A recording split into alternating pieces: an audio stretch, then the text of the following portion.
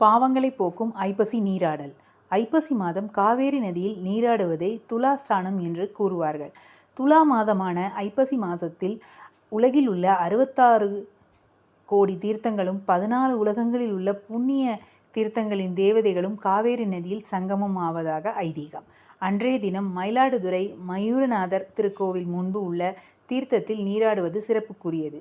புண்ணிய நதிகளில் நீராடினால் தங்களின் பாவங்கள் போக்கும் என்று நம்பிக்கையில் பலரும் புனித தீர்த்தங்களில் நீராடி வருகிறார்கள். அப்படி தங்களின் நாடி வருபவர்களின் பாவங்களை போக்கி அந்த பாவங்களை புண்ணிய நதிகள் ஏற்றுக்கொள்கின்றன. இதனால் அனைத்து பாவங்களையும் சுமந்து மாசுபட்டு நிற்கும் புண்ணிய நதிகள் அனைத்தும் ஒவ்வொரு ஆண்டும் துலா மாதம் என்னும் ஐப்பசியில் மயிலாடுதுறையில் உள்ள துலாக்கட்ட காவேரியில் நீராடி தங்களின் பாவங்களை போக்கிக் கொள்வதோடு தங்களை மேன்மேலும் புனிதப்படுத்திக் கொள்வதாக ஐதீகம். அப்படி அனைத்து புண்ணிய நதிகளும் வசிக்கும் காவேரியில் ஐப்பசி மாதம் முழுவதும் சூரிய உதயமாகி 6 நாளிகைக்குள் நீராட வேண்டும். அதாவது சூரியன் உதயமாகி 2 மணி நேரத்திற்குள் காவேரியில் நீராட வேண்டும். துலா மாதத்தில் மும்மூர்த்திகளும் 30 முக்கோடி தேவர்களும் 68,000 ரிஷிகளும் முனிவர்களும் கூட காவேரியில் நீராடுவதாக சொல்லப்படுகிறது.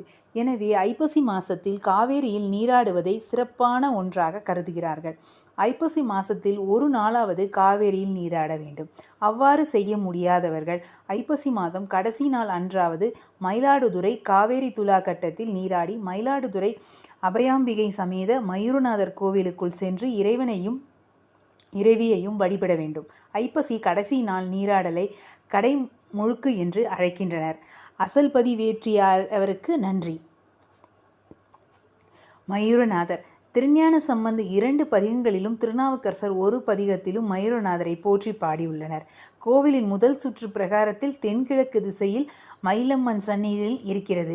இத்தலத்தில் அம்மன் மயில் வடிவில் தாண்டவம் ஆடி ஈசனை வழிபட்டதால் இத்திருத்தலத்திற்கு மயிலாடுதுறை என்று பெயர் வந்தது. ஐப்பசி திருவிழாவில் 5ஆம் நாளில் சிவன் பார்வதி இருவரும் ஆடிய மயூர தாண்டவத்தை இங்கு தரிசிக்கலாம். இங்குள்ள நடராஜ பெருமான் மயூர தாண்டவர் கோலத்தில் அருள் பாலிக்கிறார்.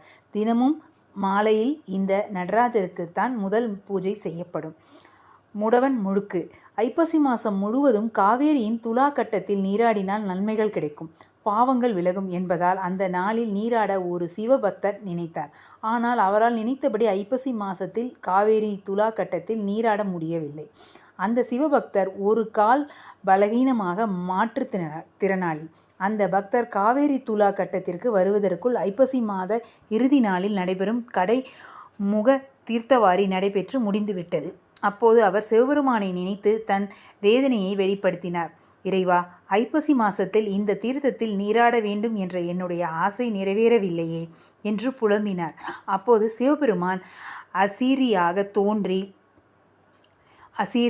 தோன்றி கார்த்திகை முதல் நாளில் நீ இந்த துலா கட்டத்தில் நீராடு.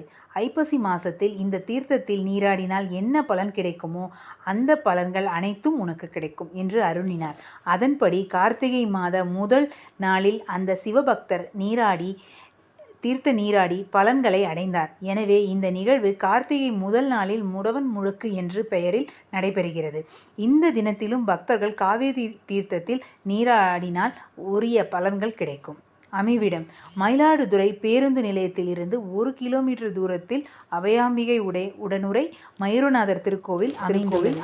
நன்றி, வணக்கம்.